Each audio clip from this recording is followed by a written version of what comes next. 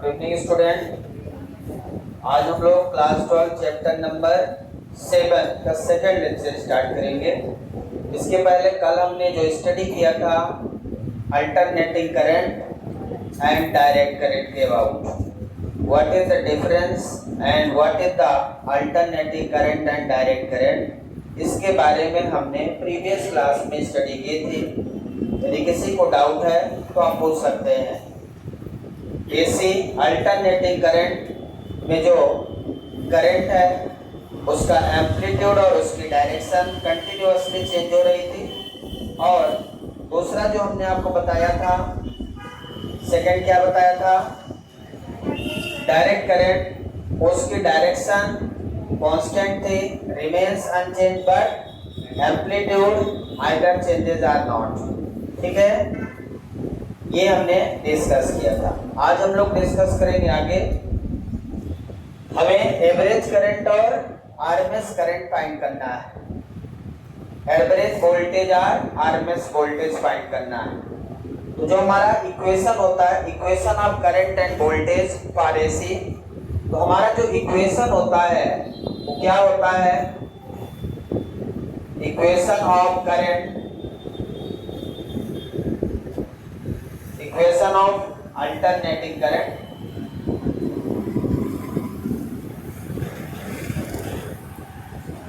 Alternating current का equation क्या होता है?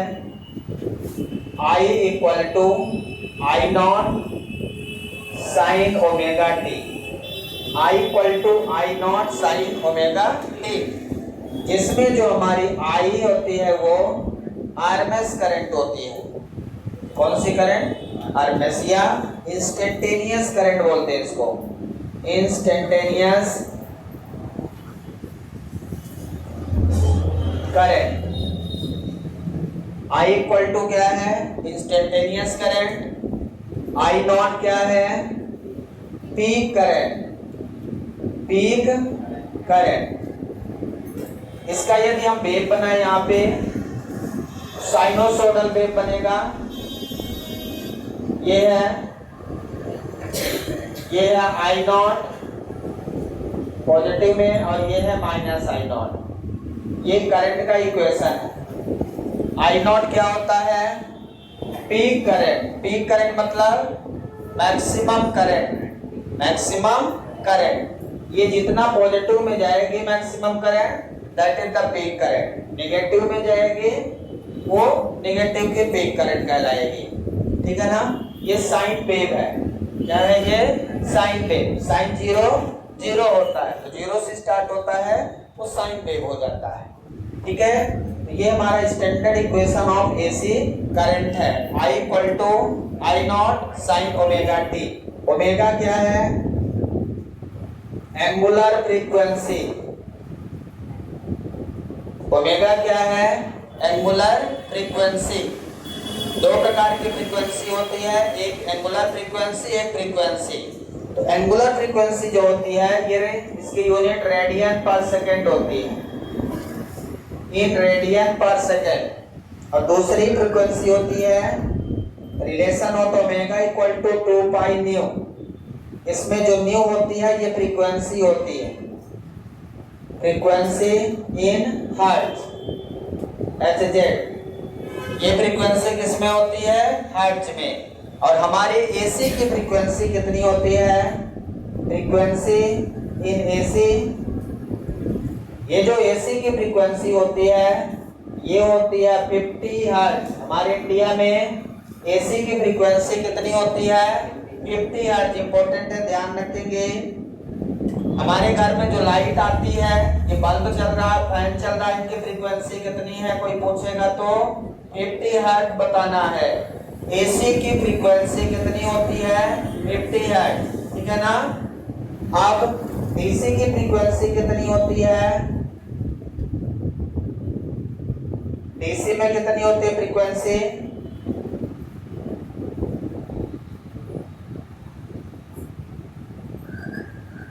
फ्रीक्वेंसी इन एसी कितनी होती है? 50 हर्ट्ज।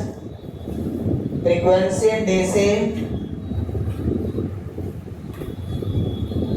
DC zero. डीसी की कोई फ्रीक्वेंसी नहीं होती, इसीलिए कांस्टेंट होती है। फ्रीक्वेंसी मतलब अल्टरनेट ऑसिलेशन।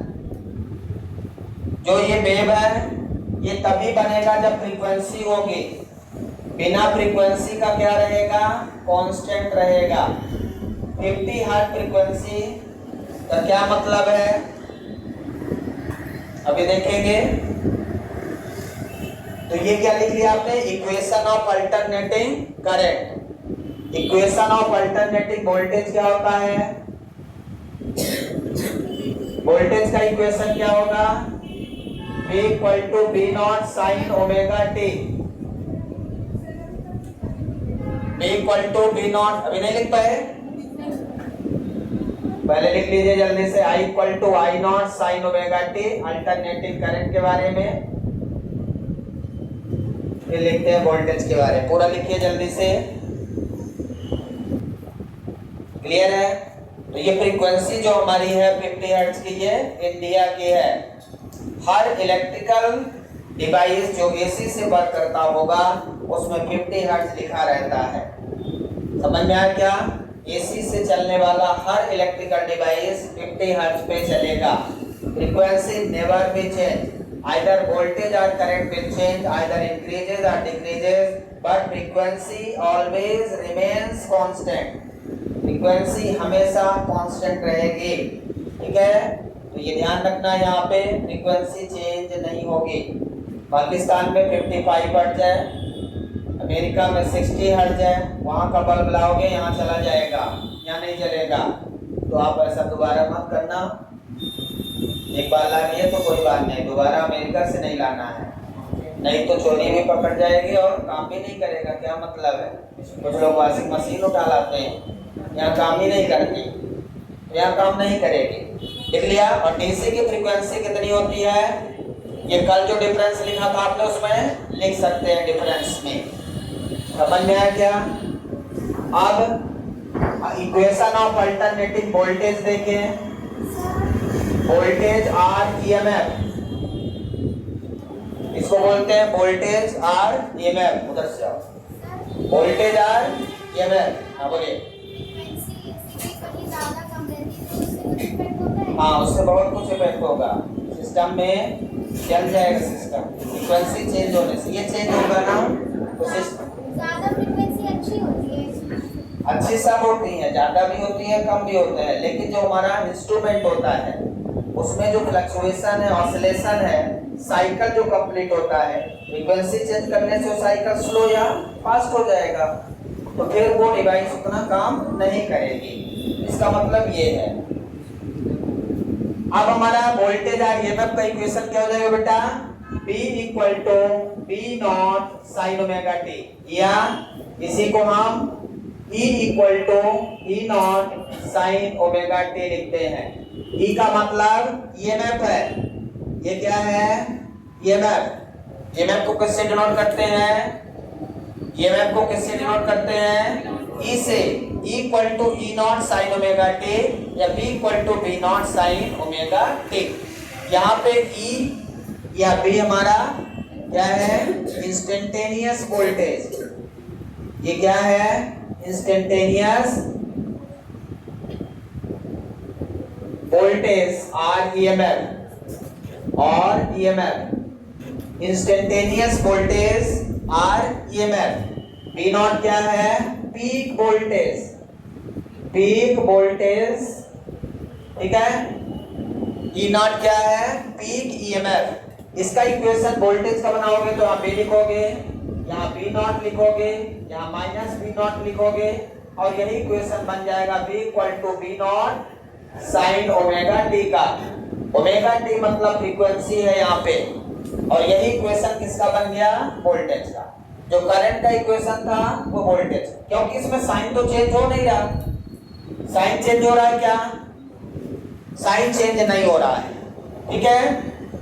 इस तरह से इक्वेशन को हम लिखेंगे, फ्रीक्वेंसी वही रहेगी चाहे वो वोल्टेज हो चाहे वो करंट हो, फ्रीक्वेंसी कांस्टेंट है। क्लियर है, यहाँ तक लिखिए। तो ये हमने लिख लिया B equal to B naught sine omega t, equal to E naught sine omega t. EMF है तो ई से डिनोट करेंगे, बाकी ईएमएफ और पोटेंशियल एक ही है। वोल्टेज का इक्वेशन लिखें या ईएमएफ का इक्वेशन लिखेंगे, दोनों क्या रहेंगे, सेम रहेंगे। बी नॉट पीक वोल्टेज है, आर इसी को एम्पलीट्यूड बोलते हैं। एम्पलीट्यूड क्या बोलते हैं, एम्पलीट्यूड। क्या होता है ये, एम्पलीट्यूड होता है। अब हम कुछ डेफिनेशन यहाँ पे डिस्कस करेंगे। ये तो आपने लिख लिया वोल्टेज और करंट का, अल्टरनेटिंग वोल्टेज और अल्टरनेटिंग करंट का इक्वेशन। ऐसी इक्वेशन याद रखिएगा। यदि ये डीसी है तो इसमें आई करंट बस रहेगी, कांस्टेंट रहेगी, 10 एम्पियर 5 एम्पियर। ये जो करंट है ये क्या है, कांस्टेंट है, which does not depends on the time। AC current always vary with the time, time के साथ वैरी होगी ये। लेकिन जो डीसी करंट है वो टाइम पे डिपेंड नहीं करेगी। क्लियर है।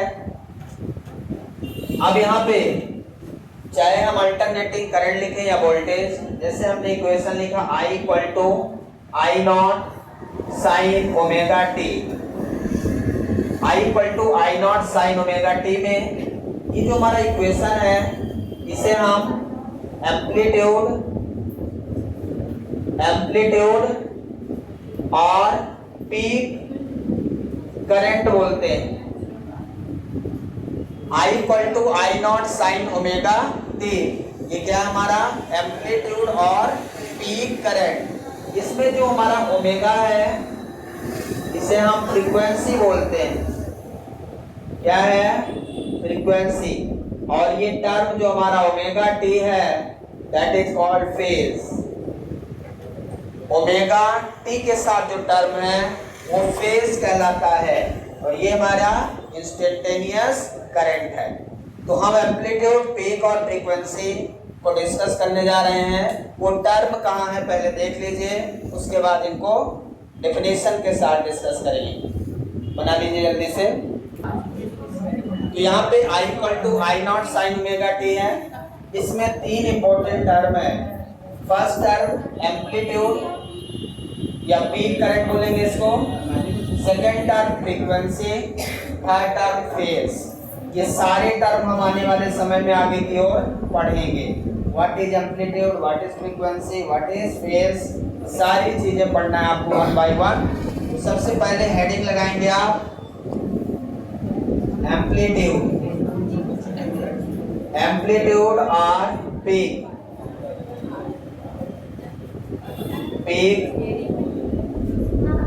करंट और वोल्टेज दोनों का होता है। पीक करंट भी होता है और वोल्टेज भी होता है।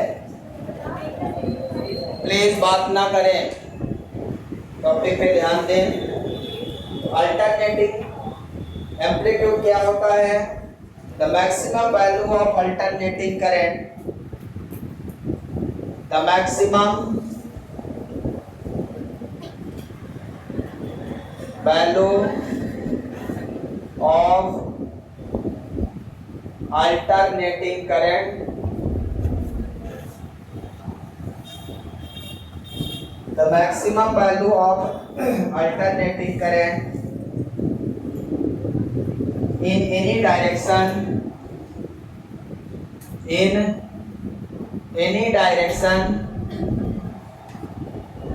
अल्टरनेटिंग करंट और वोल्टेज में लिख देंगे, दोनों के लिए है, ये कॉमन है। The maximum value of alternating current और वोल्टेज दोनों के लिए सेम डेफिनेशन है। चाहे वो वोल्टेज हो उसमें भी एम्पलीट्यूड होता है, चाहे वो करंट हो। इन एनी डायरेक्शन मतलब पॉजिटिव डायरेक्शन और नेगेटिव डायरेक्शन, ऊपर की ओर और नीचे की ओर। पॉजिटिव डायरेक्शन और नेगेटिव डायरेक्शन।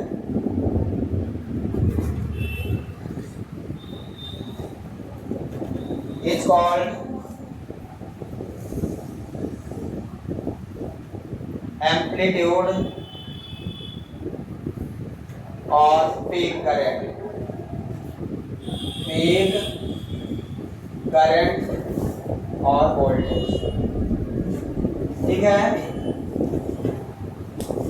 तो पीक करंट और वोल्टेज क्या है, maximum value of alternating current और वोल्टेज। जब एसी आप देते हो, यदि इसको डायग्राम से समझें तो डायग्राम में यहां पे देखें, यदि ये करंट का वेव डायग्राम है तो यहाँ पे ये मैक्सिमम करंट पॉजिटिव में कहाँ होगी, यहाँ होगी। मैक्सिमम करंट क्या होगी, ये है आई नॉट, क्या है आई नॉट, ये पॉजिटिव का है और ये कहाँ का है, नेगेटिव का। ये मैक्सिमम करंट इन नेगेटिव में, यदि यहाँ पे अज्यूम करें तो इसको माइनस आई नॉट से और इसको प्लस आई नॉट से रिप्रेजेंट करते हैं। तो क्या है, एम्पलीट्यूड क्या है, maximum value of alternating current. ये मैक्सिमम वैल्यू है और मैक्सिमम वैल्यू किस एंगल पे मिलेगा, 90 डिग्री पे।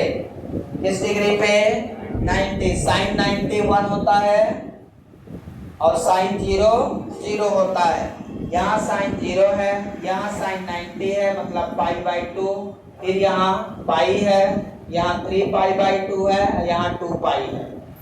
तो 90 डिग्री पे मैक्सिमम एम्पलीट्यूड मिलेगा आपको और वही क्या कहलाएगा, एम्पलीट्यूड और पीक वैल्यू, जो सबसे ज्यादा वैल्यू होगी। क्लियर है, समझ में आया। यदि मैं आपसे पूछूं, हमारे पास एक इक्वेशन है 10 sin ωt, so what is peak current? Peak current क्या है इसकी, तो हम स्टैंडर्ड इक्वेशन से कंपेयर कर लें तो हमें पीक करंट कितनी मिलेगी, 10 तो कोई होता ही नहीं, कुछ 10 तो एक नंबर है। मैं पूछ रहा हूँ पीक करंट कितनी होगी, तो आई नॉट इक्वल टू 10 एम्पियर। यदि वो करंट का इक्वेशन है तो करंट के इक्वेशन में आपको करंट का यूनिट लिखना पड़ेगा। 10 लिखने से कोई मार्क्स नहीं मिलेगा आपको, कि आपको मार्क्स मिलेगा। समझ में आया क्या। तो आई नॉट पीक करंट कितना है, यहाँ पे 10 एम्पियर पूरा लिखना है। ये करंट का इक्वेशन है। यदि ये वोल्टेज का इक्वेशन होता तो पीक वोल्टेज हम लिखते। मान लीजिए मेरे से पूछा V equal to 20 sin ωt, what is peak voltage. तो पीक वोल्टेज हम लोग क्या लिखेंगे, पीक वोल्टेज बोले या एम्पलीट्यूड पूछ ले, कितना लिखेंगे, V naught equal to 20 volt, unit के साथ लिखना है। तो आपको सिंपल सा इक्वेशन लिखकर कंपेयर कर देना है, सारी चीजें मिल जाएंगी। समझ में आया। तो जो भी यहाँ पे इक्वेशन लिखा रहेगा, साइन के पहले जितनी वैल्यू लिखे रहेंगे वो उसका एम्पलीट्यूड हो जाएगा। साइन के पहले जितनी वैल्यू लिखी रहेगी वो उसका एम्पलीट्यूड हो जाएगा। ध्यान रखना है, पेपर में आएगा तो निकाल लेना। नहीं पता चला ठीक से निकालें तो कैसे नहीं होता कोई चीज, निकालना आना चाहिए। देखो जल्दी,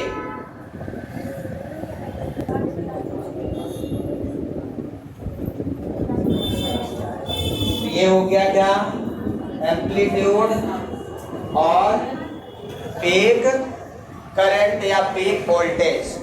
इसके बाद हेडिंग लगाएंगे second number, time period. Time period, what is time period. Time period का मतलब टाइम से है। The time taken by alternating current, the time taken by alternating current, the time taken by alternating current, alternating current मतलब AC to complete, the time taken by alternating current to complete one cycle। Alternating current और voltage दोनों कुछ लिख सकते हैं ना। Time period के लिए चाहे वो वोल्टेज का इक्वेशन हो चाहे करंट का इक्वेशन हो, The time taken by alternating current or voltage to complete one cycle is called time period. Is called time period. Is called time period. It is denoted by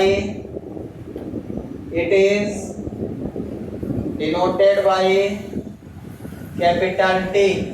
capital T से denote करेंगे इसे. इसकी unit क्या है? Its unit is second. Time है एक प्रकार से, इसका यूनिट क्या होगा? सेकेंड होगा. एक कंप्लीट साइकिल, एक साइकिल को कंप्लीट करने में लगा समय, अल्टरनेटिंग करंट को एक साइकिल कंप्लीट करने में लगा समय. एक साइकिल मतलब ये क्या है? पॉजिटिव हाफ साइकिल और ये है नेगेटिव हाफ साइकिल.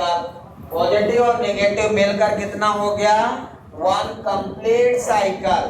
यहां से लेकर यहां तक का जो टाइम लगा इस अल्टरनेटिंग करंट को पहुंचने में, एक कंप्लीट साइकिल करने में अल्टरनेटिंग करंट को जितना समय लगेगा वो उसका टाइम पीरियड कहलाएगा.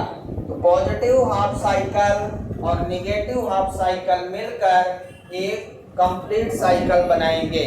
समझ में आया क्या? पॉजिटिव हाफ साइकिल और नेगेटिव हाफ साइकिल मिलकर क्या बनाएंगे? एक कंप्लीट साइकिल. और आपने लिखा है एक कंप्लीट साइकिल को कंप्लीट करने में जितना समय लगेगा वही क्या है? टाइम पीरियड है. क्लियर है? समझ में आ गया? चाहे वो वोल्टेज का इक्वेशन हो, चाहे वो करंट का इक्वेशन हो, उस साइकिल को कंप्लीट करने में लगा समय. टाइम पीरियड के बाद फ्रीक्वेंसी हमारा नेक्स्ट टर्म है. लिख लिया आपने इसको. यूनिट्स आपको पता है, सेकंड होगी.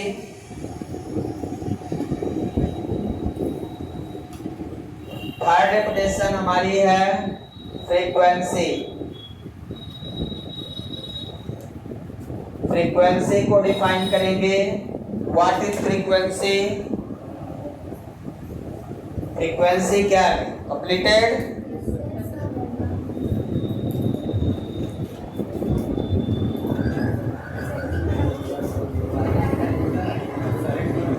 फ्रीक्वेंसी क्या है? फ्रीक्वेंसी किसी को याद है? सिंपल 11 में आपने पढ़ा था. The number of cycle completed by the alternating current. The number of cycle completed by the number of cycle completed by the alternating current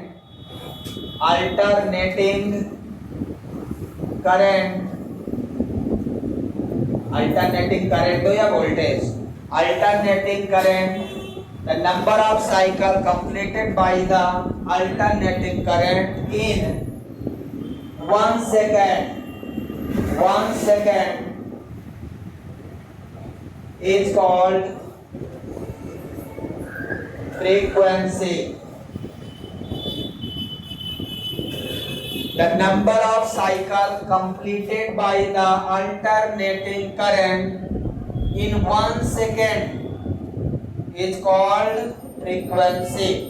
1 second में कोई भी अल्टरनेटिंग करंट जितना साइकिल कंप्लीट कर लेती है, 1 सेकेंड में कोई भी अल्टरनेटिंग करंट जितना साइकिल कंप्लीट कर लेती है वो उसकी फ्रीक्वेंसी कहलाती है. यहाँ कितना साइकिल दिख रहा आपको? कितना साइकिल दिख रहा? दिख नहीं रहा होगा, कोई बात नहीं, ज्यादा देखने की जरूरत नहीं. 1 साइकिल है. कितना साइकिल है? 1 साइकिल। 1 साइकिल मतलब एक पॉजिटिव और एक नेगेटिव मिलकर एक साइकिल कंप्लीट करेंगे। तो यहाँ पे 1 साइकिल लिखा हुआ है और ऐसे ही 1 सेकंड में कितने भी साइकिल हो सकते हैं। एक साइकिल में जितने एक सेकंड में जितने साइकिल कंप्लीट करेगा कोई अल्टरनेटिंग करंट, वही उसकी क्या कहलाएगी? फ्रीक्वेंसी कहलाएगी। It is denoted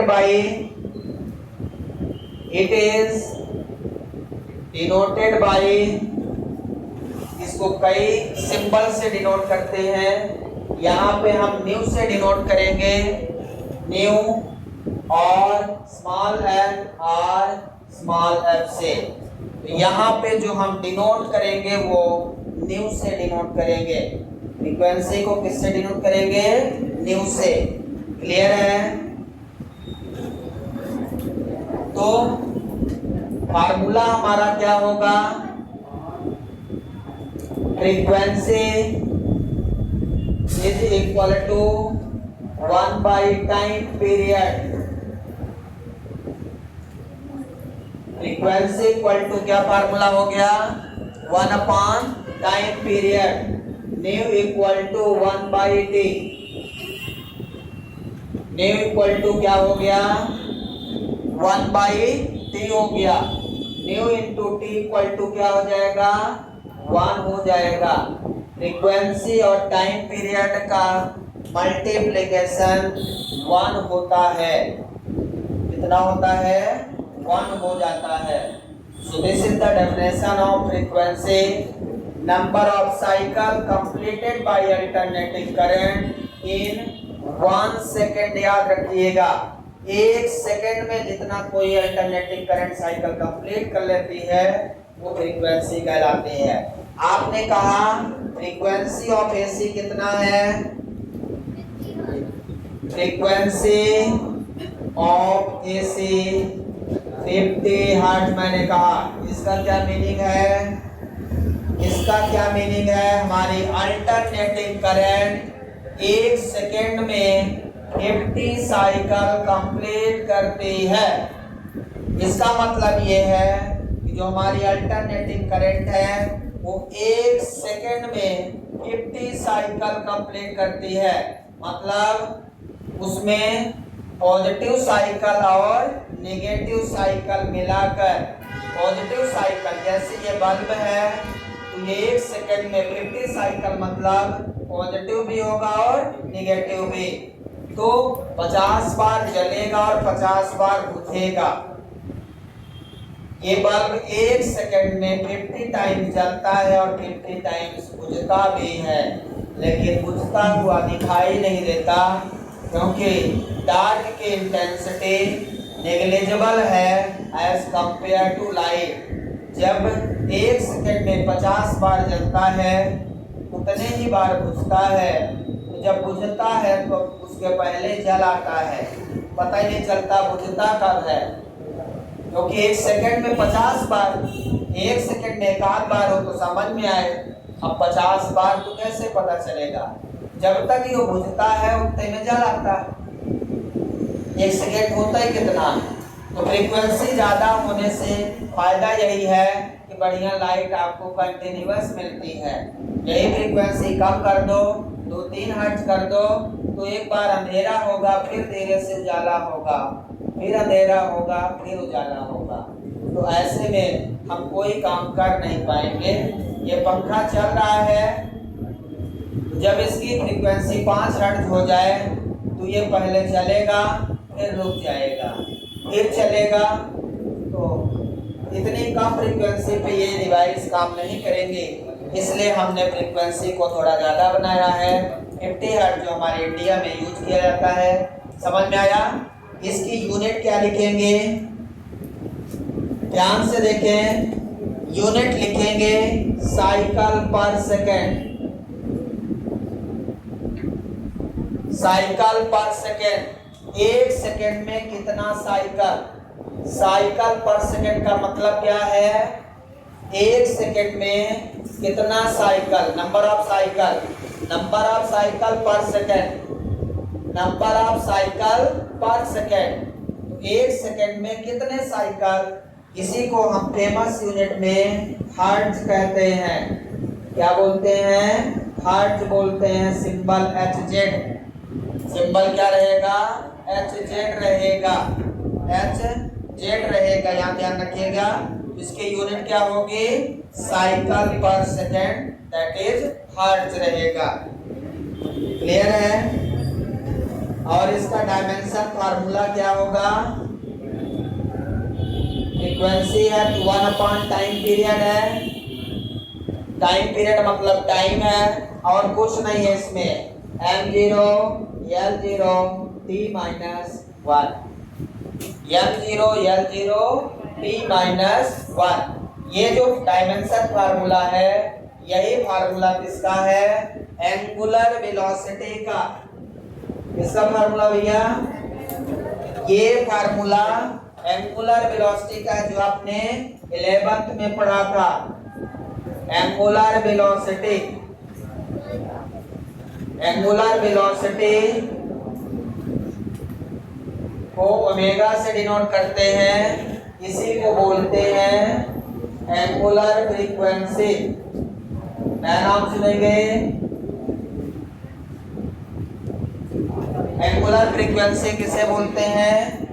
angular frequency he angular velocity कहलाती है।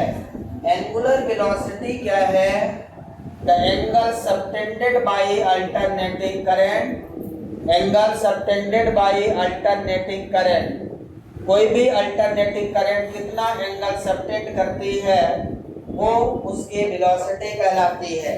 जैसे कोई पार्टिकल यहाँ पे मूव कर रहा है और एंगल सबटेंड कर रहा है, यहाँ से जितना भी एंगल सबटेंड करेगा वो एंगुलर डिस्प्लेसमेंट हो जाएगा, और angular displacement per unit time angular velocity कहलाता है। तो ये पूरा सर्कल कंप्लीट कर ले, ये सर्कल पूरा कंप्लीट कर ले, मतलब एक साइकिल पूरा कंप्लीट कर ले। तो एंगुलर फ्रीक्वेंसी का फार्मूला क्या होगा? एंगुलर फ्रीक्वेंसी का फार्मूला क्या होगा? Angular displacement upon time. तो पूरा साइकिल कंप्लीट करना मतलब टाइम पीरियड। एंगुलर डिस्प्लेसमेंट, ये सब 11 में आपने पढ़ा है, अपॉन टाइम पीरियड। बोलिए, एंगुलर डिस्प्लेसमेंट कितना होगा? एक पूरा साइकिल कंप्लीट करने में कितना एंगल सबटेंड करेगा ये? बोलिए, पूरा साइकिल कंप्लीट करने में कितना एंगल सबटेंड करेगा? 2 पाई मतलब 360 डिग्री, पूरा 360 डिग्री घूम जाएगा। एक साइकिल कंप्लीट करने में 360 डिग्री, उसको हम 2 पाई लिखते हैं। और टाइम पीरियड कैपिटल T। ये हमारा स्टैंडर्ड फार्मूला हो गया क्या? 2 pi by T। Omega equal to क्या फार्मूला है? 2 पाई बाई T। क्लियर है? अब 1 बाई T को क्या लिख सकते हो? फ्रीक्वेंसी न्यू लिख सकते हो कि नहीं? तो ये फार्मूला क्या बन जाएगा? 2 पाई न्यू। मैंने डायरेक्ट लिख दिया था पिछले केस में, कैसे आया है वो आपके सामने है। Omega equal to 2 pi by T equal to 2 pi nu. 2 pi क्या है? एंगल है, एंगुलर डिस्प्लेसमेंट है, और T क्या है? टाइम है। इसकी यूनिट क्या हो जाएगी? एंगल की यूनिट क्या लिखते हैं हम लोग? रेडियन। एंगल की यूनिट क्या लिखते हैं? रेडियन। टाइम की यूनिट सेकेंड। तो इसकी एंगुलर वेलोसिटी की यूनिट क्या हो जाएगी? रेडियन पर सेकेंड। मतलब एंगुलर फ्रीक्वेंसी की यूनिट क्या हो जाएगी? रेडियन पर सेकेंड। इसकी यूनिट जो लिखोगे, क्या लिखोगे? रेडियन पर सेकेंड। ध्यान रखिएगा, फ्रीक्वेंसी 2 टर्म में होगी, एक होगी हर्ट्ज में, दूसरी होगी रेडियन पर सेकेंड में। इन दोनों में रिलेशन आपको पता होना चाहिए। यदि दोनों में रिलेशन याद नहीं है तो आपसे कुछ नहीं बनेगा, याद रखना है। रिलेशन यदि नहीं पता है तो कुछ बनना ही नहीं आगे। Omega equal to 2 pi by t equal to 2 pi nu, ये रिलेशन याद रखना है क्योंकि फ्रीक्वेंसी हर्ट्ज में आपको निकालना होगा, रेडियन पर सेकंड में दिया जाएगा। कैसे निकालेंगे ये आपको बताना है। क्लियर है? अब आपको क्वेश्चन दिया है, मान लीजिए ये समझ में आ गया। इसका डायमेंशन फार्मूला क्या होगा? डायमेंशन फार्मूला वही होगा m0 n0 t इनवर्स, क्योंकि ये फ्रीक्वेंसी है। क्या ये फ्रीक्वेंसी है? मान लीजिए हमें क्वेश्चन दिया है I equal to 10 sine 20 pi t. हमें पूछा है फाइंड करिए, find number first peak current, number second frequency. Time period पहले निकाल लें। टाइम पीरियड कोई भी निकाल लो, कोई दिक्कत नहीं। तीसरा फ्रीक्वेंसी, कुछ भी निकाल सकते हो आप, ठीक है। जो भी पूछा है उसके हिसाब से आपको निकालना है। बहुत सिंपल क्वेश्चन है। जब भी क्वेश्चन आपको दिया जाए आपको पहला काम क्या करना है, स्टैंडर्ड इक्वेशन से कंपेयर कर देना है। आपका स्टैंडर्ड इक्वेशन ऑफ करंट क्या है, याद है किसी को? Standard equation of current of AC में पूछूंगा तो आपको याद रहे I equal to I naught sine omega t है, और वोल्टेज का पूछूंगा तो B equal to P naught sine omega t. आपको कंपेयर करना है I naught equal to peak current और एम्पलीट्यूड कितना है 10 एम्पियर। कितना भैया? 10 एम्पियर आपको मिल गया। डायरेक्ट आपको कंपेयर करना है। और ओमेगा इक्वल टू क्या दिख रहा है? ओमेगा इक्वल टू को दिख रहा है कि नहीं दिख रहा? हाँ, कितना दिख रहा है? ओमेगा दिख रहा है सबको? ओमेगा क्या है? ओमेगा है एंगुलर फ्रीक्वेंसी। क्या है? Angular frequency. कितना है? 2 पाई रेडियन पर सेकेंड। एंगुलर फ्रीक्वेंसी कितनी मिल गई आपको? 2 पाई रेडियन पर सेकेंड। डायरेक्ट क्वेश्चन से कंपेयर करिए। आपको फ्रीक्वेंसी निकालना है। यदि फ्रीक्वेंसी पूछेगा तो हर्ट्ज में निकालिए हमेशा, और हर्ट्ज में डायरेक्ट नहीं निकाल पाओगे, पहले आपको ओमेगा ही मिलेगा। समझ में आया क्या? कंपेयर करिए स्टैंडर्ड इक्वेशन से। अब आपके पास रिलेशन है omega equal to 2 pi nu. पहले टाइम पीरियड पूछा है तो टाइम पीरियड निकाल लेते हैं। सेकेंड क्या पूछा है आपसे? Time period. सेकेंड हम टाइम पीरियड कैसे निकालेंगे? टाइम पीरियड का फार्मूला बोलिए। T इक्वल टू, देखिए ओमेगा इक्वल टू अभी मैंने क्या बताया? 2 पाई बाई, बताया कि नहीं बताया? तो T इक्वल टू कितना हो जाएगा? ये 2 पाई बाई ओमेगा। जो पता है उसके हिसाब से चेंज कर लो। ओमेगा पूछा है तो ओमेगा निकाल लो। अब यहाँ पे ओमेगा डायरेक्ट दे दिया है। ओमेगा कितना है? ओमेगा कितना निकाला? 2 पाई। कितना हो गया ये? 1 सेकेंड। 1 सेकेंड लिखना, 1 लिखोगे कोई मार्क्स नहीं है। टाइम पीरियड निकाल रहे, यूनिट का ध्यान रखना है। आप निकाल के सोच रहे बहुत खुश हैं हम, अच्छा निकाले हैं। बिना यूनिट का एक शब्द नहीं लिखना, ये आपको कई बार बताया हूं, लेकिन सबसे बड़ी गलती यही है। सेकेंड थर्ड क्या है? फ्रीक्वेंसी। फ्रीक्वेंसी आप निकालेंगे हर्ट्ज में। क्या रिलेशन है? Omega equal to 2 pi nu, nu equal to omega upon 2 pi.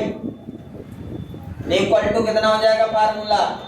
Omega upon 2 pi. Omega की वैल्यू कितना निकाला? 2 पाई अपॉन 2 पाई 1 हर्ट्ज। ठीक है, omega equal to 2 pi nu equal to omega upon 2 pi. Omega की value कितना लिखा आपने? 2 पाई। Frequency कितनी आ गई? 1 हर्ट्ज। सही है? कहीं गड़बड़ है? सही है। Time period t equal to 2 pi upon omega, यहाँ से टाइम पीरियड भी 1 सेकंड आ गया, फ्रीक्वेंसी 1 हर्ट्ज आ गई। क्लियर है? ऐसे कोई भी क्वेश्चन दिया जाएगा उसको आपको सॉल्व करना है, यूनिट के साथ लिखना है। बाकी कल करेंगे। Thank you organise.